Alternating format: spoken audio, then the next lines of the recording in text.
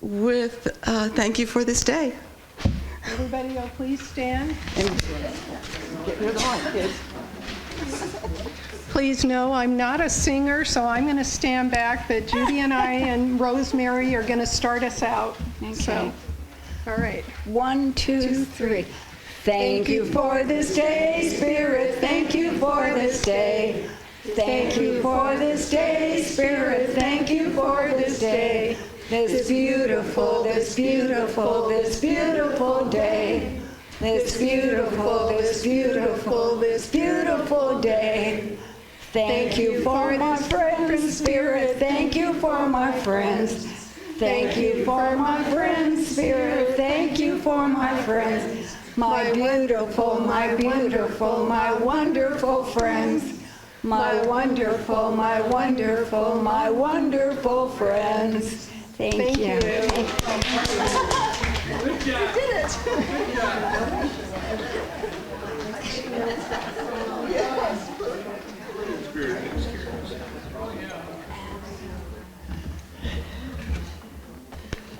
Weren't they great? A cappella? Yes. Yes. Those practitioners, they know how to do stuff.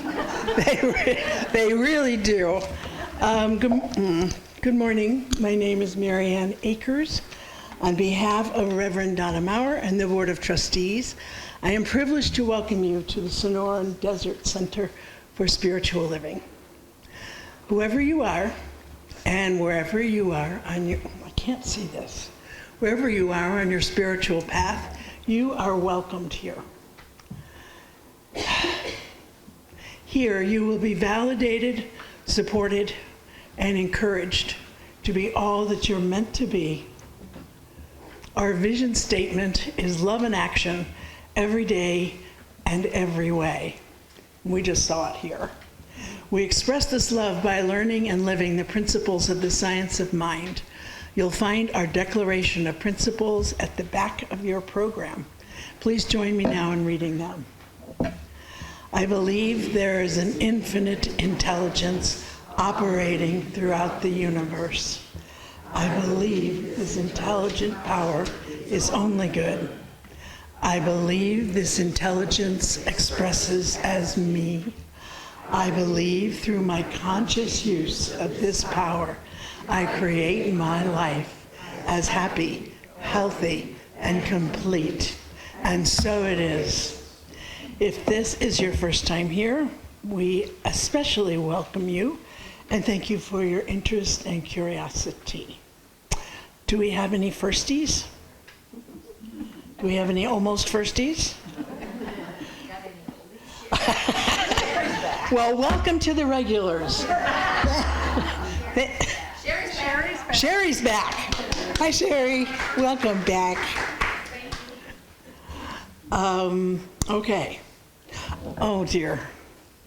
And I would like to thank those who are assisting to making this morning possible. Susan did this so well last week because she was like, who are they, everybody? And she said, that's what she said. Thank you, everybody who has made this morning possible. So I'm just piggybacking on Susan because she did it best. But thank you, truly, all of you who have helped in one way or another, or just showed up, because showing up counts. Yes. Please direct your attention to the announcements in the bulletin. If you're watching us online, please visit cslaz.org for our announcements and events calendar. Please take a moment to silence your phones and devices and prepare for our celebration service today. Thank you all so much. Thanks. Okay.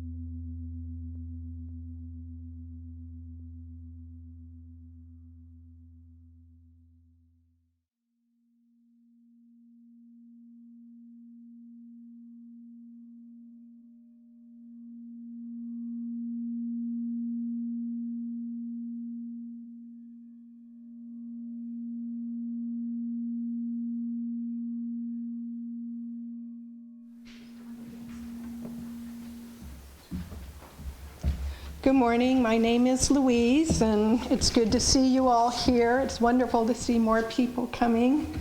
It just warms my heart. So I'm a practitioner. As you know, we have practitioner core here, and what we like to do is to pray for you. So if you have anyone, any circumstance, anything you want us to pray for, there is a request box over there. And please go ahead and put your request in there, and we will pray for you this week. We also welcome demonstrations, and this morning somebody handed me a demonstration, and I said, can I share it? And they said yes. So the practitioners have been praying for a friend of Chuck McClellan's, Paul Appleby, and we were praying that he had a successful surgery, and that was, I don't know, maybe 2 weeks, 3 weeks ago, 4 weeks? Yeah, the 4th of this month. Okay. And he is Chuck said he's doing so well that he's out riding his motorcycle. So I thought that was great. So the other thing I'm going to encourage you to do now that we're getting more people back, I'm going to put cards out on the table, and they're a birthday card. So if you're currently not getting a birthday card from the church and you would like to just get a little card on and around your birthday, please fill the card out. It's not there right now, but when I'm done, when the services are over, I'll get those out and put them on the table. And I think that's it for my announcements. So today, I'm doing a reading from Creative Mind and Success by Ernest Holmes. And it's called Creating Atmosphere. And I forgot to light the candle. So I'm going to go ahead and light the candle, just knowing we each have a light inside of us that we take out to the world. So creating atmosphere. To the student who has realized that all is mind and that everything is governed by law, there comes another thought, and it is that he can create or have created for him from his own thinking. He can create such a strong mental atmosphere of success that its power of attraction will be irresistible. He can send his thought throughout the world and have it bring back to him whatever he wants. He can so fill his place of business with the power of success that it will draw from far and near. First, we must clear out our thought of all unbelief. This book is written for those who believe, and those who do believe it will come true in their lives. Without mental clearness on the part of the thinker, there can be no real creative work done. As water will reach its own level, so mind will return to us only what we first believe. We are always getting what we believe, but not always what we want. Our thought has the power to reach in the outer form of conditions an exact correspondence to our inner convictions. By thinking, you set in motion a power that creates. It will be exactly as you think. You throw out into mind an idea, and mind creates it for you and sets it on the path of your life. Think of it then as your greatest friend. It, or spirit, is always with you wherever you may be. It never deserts you. You are never alone. There is no doubt, no fear, no wondering. You know. You are going to use the only power that there is in the universe. You are going to use it for a definite purpose. You have already fixed this purpose in your thought. Now you are going to speak it forth. You are speaking it for your own good. You desire only the good, and you know that only the good can come to you. You have made your unity with life, and now life is going to help you in your affairs. You are going to establish in your rooms such an atmosphere of success that it will become an irresistible power. It will sweep everything before it as it realizes the greatness and the almightiness of the One. You are so sure that you will not even look to see if it is going to happen. You know. And now your word, which is one with the infinite life, is to be spoken in calm, perfect trust. It is to be taken up, and at once it is to be operated on. Perfect is the pattern, and perfect will be the result. You see yourself surrounded by the thing that you desire.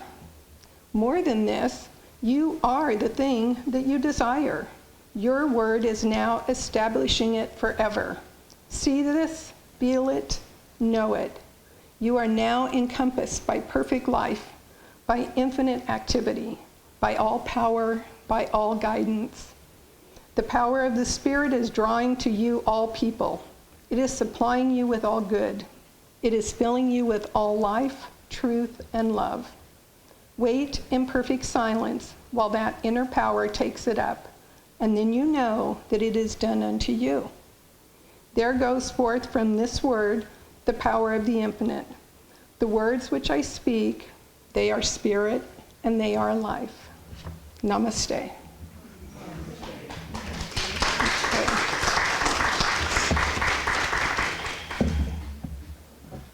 So I take this candle and I hold the high watch during this service for you and all of our community members.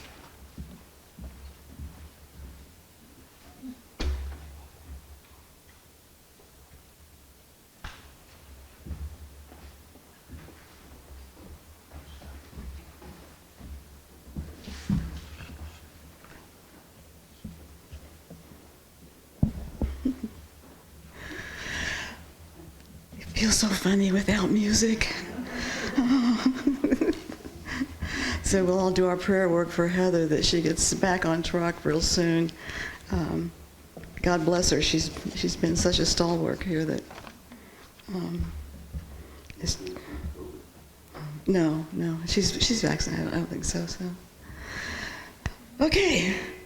Good morning. And we're continuing our theme, our beloved community.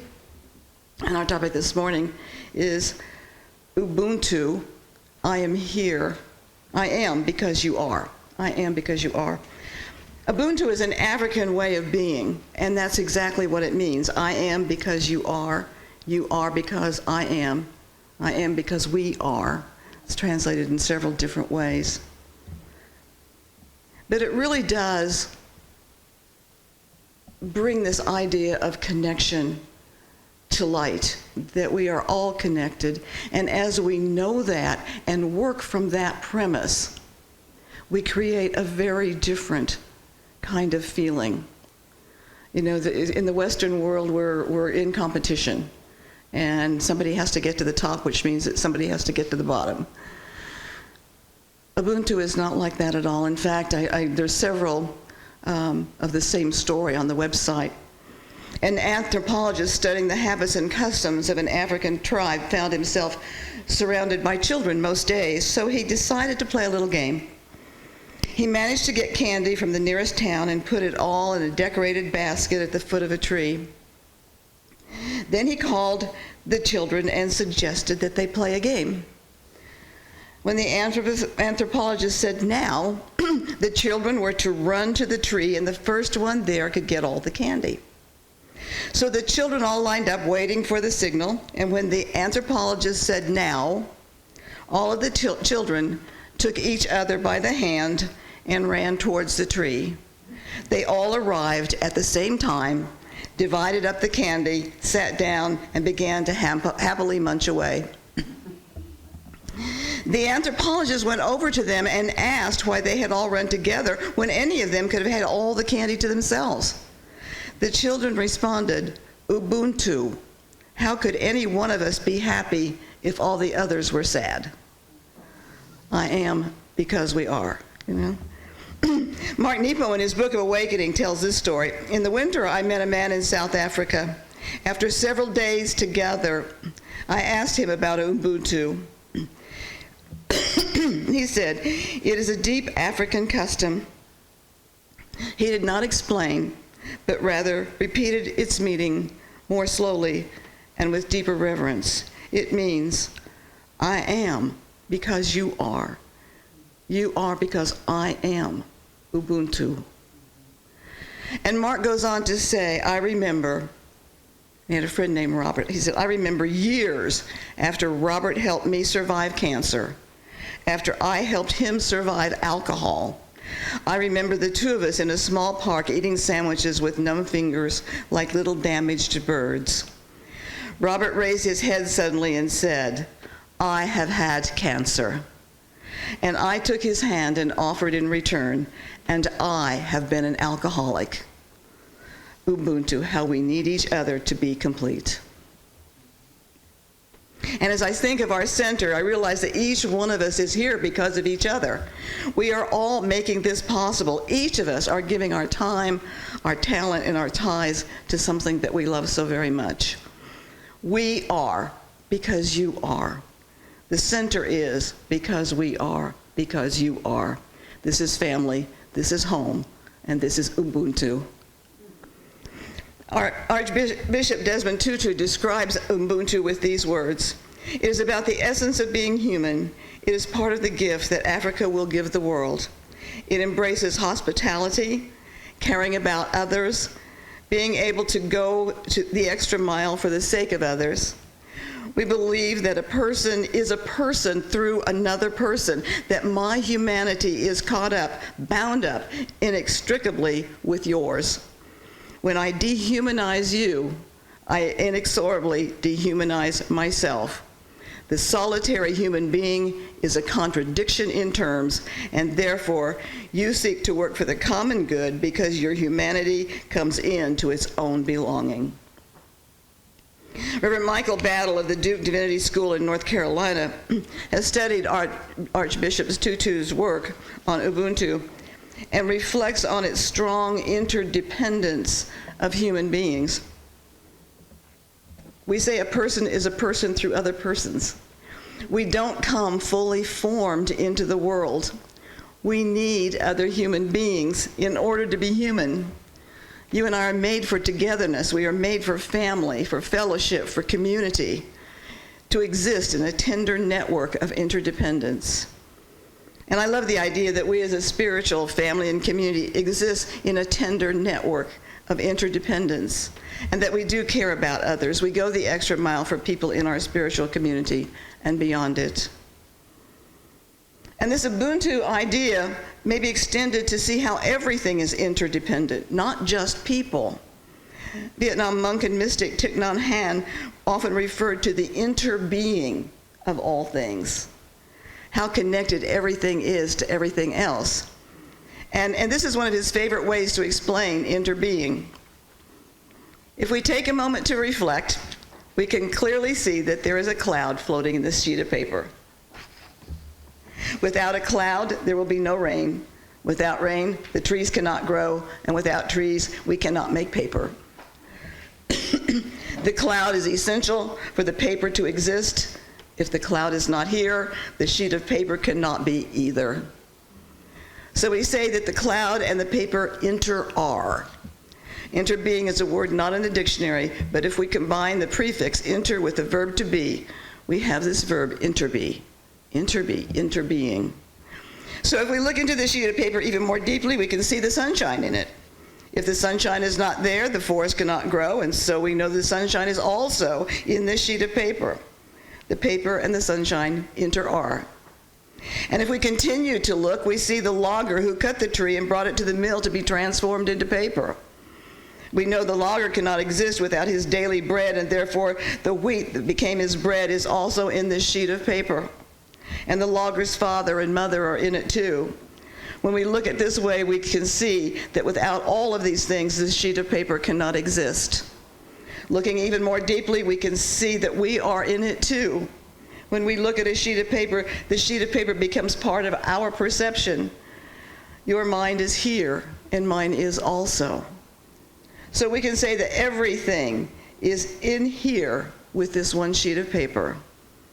You cannot point out one thing that is not here: time, space, the earth, the rain, minerals in the soil, the sunshine, the cloud, the river, the heat. Everything coexists with this sheet of paper. We cannot just be by ourselves alone. We have to interbe with every other thing. This sheet of paper is because everything else is. As thin as, as thin as this sheet of paper is, it contains everything in the universe within it. Yeah, and I would add, as small, vulnerable, and frail as we sometimes think we are, we too contain everything in the universe. I am here because you are here. You are because I am. We are because the universe is. And I watched a video of Alan Watts yesterday, and he said, a wise rabbi once said, if I am I because you are you, and you are you because I am I, then I am not I, and you are not you. In other words, there's no separation. We define each other. We're all backs and fronts to each other. The myths underlying our culture and underlying our common sense have not taught us to feel identical with the universe, but only parts of it. And we are, he says, I think, quite urgently in need of coming to feel that we are the eternal universe. So whether we call it interbeing, interdependence, Ubuntu, we cannot live without one another. We cannot live without the beauty and grandeur of this world. We cannot live without both the tears and the laughter that are part of our caring, compassion, and empathy. That is our Ubuntu. That is our way of being in the world. And I think we should remind ourselves of just how connected we are to each other and to all things. I think that's what the mystics of every culture have taught us. And they've tried to give it back to you. They've understood it and tried to give it back to us, that not only are we our brother's keeper, we are our brother. We are birthed from that one source, so everything, from the tiniest insect to the largest galaxy, is our family. And our job is to see all of this as magnificent, as precious, as one gigantic connection. You know, the indigenous people around the world have always known this. They've walked close to nature. Obviously, the earth is our mother. They've called the trees and mountains grandfathers, grandmothers. They've referred to animals as my brothers and sisters. And it's a good time to kind of think of that and reflect on it a bit, because October 12th has been designated not only as Columbus Day, but also as Indigenous Peoples Day. So that's on Tuesday. So take a little moment to give thanks for the indigenous people who have brought us a wonderful spirituality. And I think the more that we can remember and see that we are part of this wonderful web of life, the more we can find that inner joy and peace that comes with knowing about and practicing this connection. Mark Nepo says of Ubuntu, I have been finding it in every path, in every way. In Martin Buber's sense of I, thou, where only in keeping what is between us real can God appear. In the gift of Jesus, where two or more come together, I am in the midst. In the compassion of Buddha, in the numinous love that ancient stones emanate, if we are still enough to bow to them. Ubuntu, I am because you are. Even in how we live off the breath of plants. Because you are because I am, even in how plants live off our exhalations. And I want to close with a little story. I found it on the internet, and it's kind of a neat way of seeing how Ubuntu works between individuals. Whenever he'd traveled to Lansing, Don would go to a Middle Eastern restaurant he'd stumbled into years ago. He loved their kibbeh naya, a dish of freshly ground lamb mixed with herbs and olive oil, seasoned but not cooked. One day it was off the menu. Don spoke to the owner, Abu, who said it wasn't worth it. Too few people ordered it. But Don said it was exquisite and pleaded with Abu that the dish shouldn't be lost. Abu said, "You call before you come and I will make it for you." So whenever Don would go to Lansing 2 or 3 times a year, he'd call Abu and remind him, "My name is Don, I'm the one who," but Abu always remembered him, "Yes, yes, kibbeh naya. How are you? Come, I will make it for you." Each time Don would try to tip Abu or pay him extra, Abu refused, saying, "No, no, together we keep this dish alive." And after a year, Don asked one of the waiters, "What can I bring Abu?" And his old friend smiled and said, "He loves flowers." So the next time Don went to Lansing, he called Abu and said, "Yes, yes, come." And Don walked in with 4 bouquets of lilies and iris and daffodils. The entire restaurant gathered, clapping and hooting, as Abu wiped his hands on his apron in order to receive the beautiful flowers. The music of his world was turned up, and the smell of freshly ground lamb filled the room, and everyone ate with their hands. Abu took the flowers from the bouquets and placed them around his restaurant. A few of the waiters put iris and daffodils behind each other's ears. Everyone was smiling, and for a long moment, the world seemed right. You and I, as we express our caring, compassion, empathy by sharing ourselves with others, you and I are practicing Ubuntu. We do this as individuals interbeing in our world of affairs. And we do this as a spiritual family. We have created, I believe, a safe place, a loving place, a place to keep what is real between us so that God expresses here. A place where we can release our deepest fears to each other and where we can openly share our joy. We have created a space to encourage each other, to empower each other, to love each other. And together, we will keep this dish alive. Thank you. Namaste.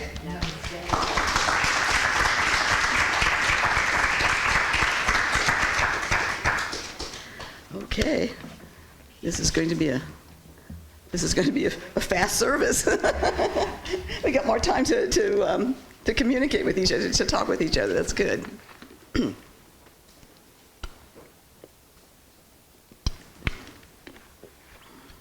Okay, it's time for our offering. And won't you join me in the offering affirmation? My gift goes forth to heal, prosper, and bless all that it touches. It is evidence of my conviction that God is the source and substance of my supply. I share generously of my good, knowing that it returns to me multiplied abundantly, and so it is.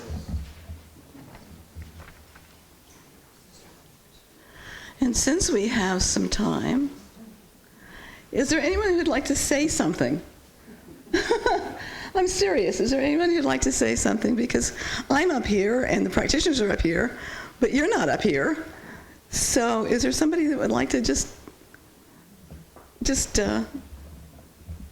spontaneously say something?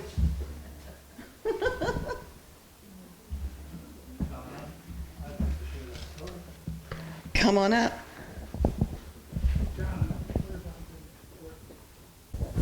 If you remember a couple weeks ago when Donna was giving her service about how different people share the idea of God and Allah, and one thing I found, being an artist, I thought this was really fascinating, and Donna said, yeah, that's so cool.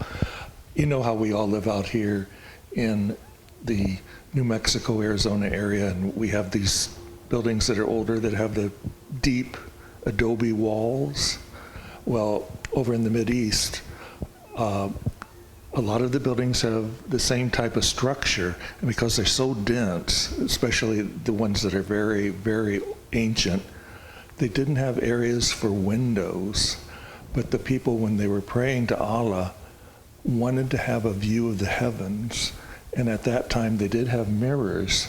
So the people that were there actually created periscope reflections so that the person on their little enclosed porch could actually see the heaven reflected to where they could bow to it even though they were completely inside. And I thought, what a lovely image. Although we know that God is everywhere, I still look at the heavens and see all the stars and say, thank you, Spirit.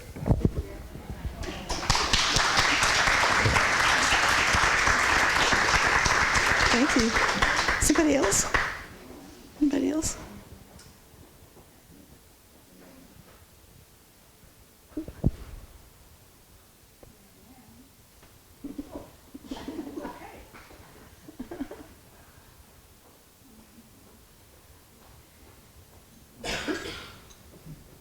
Thank you.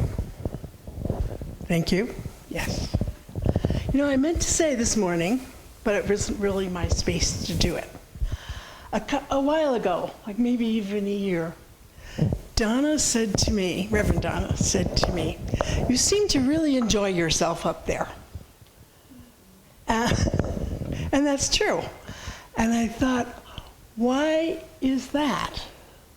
Are you a raving exhibitionist? And the answer came back, well, maybe. But after some thought, I realized that the view from here is so different than the view from there. On that side of this platform, we meet as individuals and do the best hugs, probably in 3 states, if not the world. But up here, you know, we meet one-on-one, and it's different. But up here, we get to see you all as a collective of, like, yummy wonderfulness, mostly. I mean, you're all mostly happy and joy-filled and harmonious and peaceful and trying very hard to do SOM kind of thinking and feeling and being with one another. So we get to see the whole banana here, and you are all great. So I just wanted to say that. Thank you.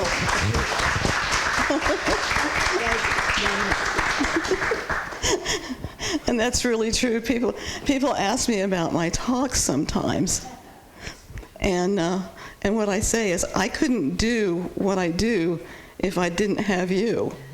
You know, I know of ministers who have a contentious board, who don't have a whole congregation behind them, and I can't imagine trying to give a talk knowing that half the people in the room are criticizing me, you know. So I ride on your energy, and I really, really do. So I thank you for being here too, just as Mary Ann did. And Rosie, you want to say something?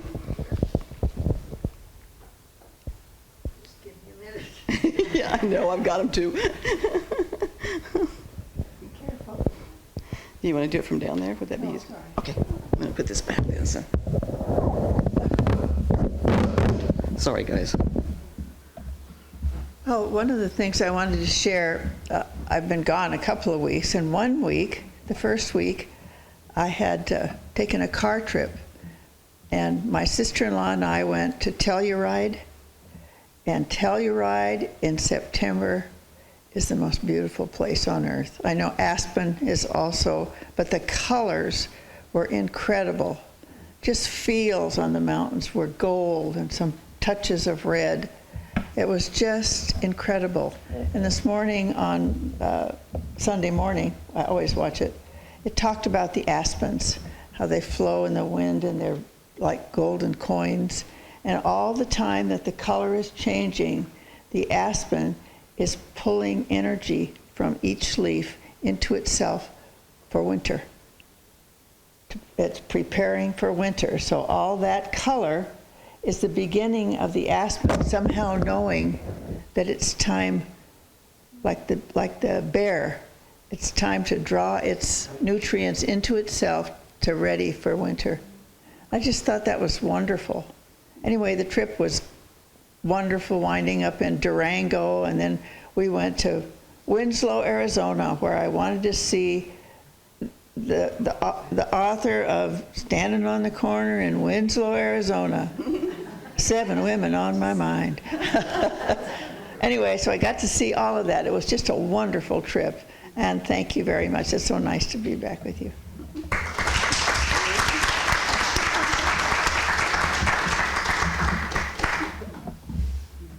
Anybody else?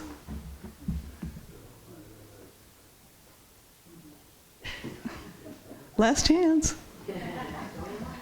Yeah, going once. I had a demonstration too. I've forgotten the nephew of Ann Cummins. Do you remember his name? Yes. Is it Michael? It was Michael. Ann Cummins texted me and about 10 o'clock at night about a week ago, and I called her right back because she just left a phone number. I didn't have her contact name, so I called her back because she had texted me that her nephew was in ICU with COVID, and he really at that point was not expected to live. So she called me and she said, please pray for Michael. And so we sent it out on the listserv immediately, and everybody got to work. And she called me and said, well, he's doing much better. I said, oh, that's great. And then she called me and she said, he's being released. And what she said, too, that I thought was extremely important, she said, you know, when I hung up, knowing that the prayer team was doing their work, she said, I had a tremendous sense of relief.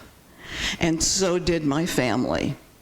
And she said, I think that contributed to his recovery just as much as the prayers. And I absolutely believe that. So I want to thank our practitioner team and thank Anne for the privilege of treating for her nephew. But he's home. He's got 2 little girls, and he's 29 years old, got a beautiful wife and 2 little girls, and they're going to continue to live with their father. So that's another demonstration. Okay, well, let's close this out with prayer, and then please join us for coffee and desserts, and Susan's there ready. I just know that there is one life. It is the life of God. It is life that is animated in you and me and all things.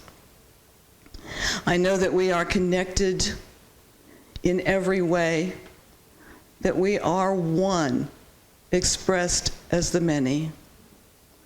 And in that knowing, I also know that the attributes of God are inherent in each one of us: love, truth, beauty, joy, harmony, peace, abundance. This is who and what we are, and as we express that in the world, we express that Ubuntu consciousness, that I am because you are. You are because I am, and we are one. So I know that in this moment, all is well. I speak a word for anyone who's experiencing any kind of a challenge, and to know that that answer is right here and right now, and we accept it with love and grace and gratitude. So as I release these words into that law of mind, I know that today is good and very good, as we say together, and so it is. Thank you so very much.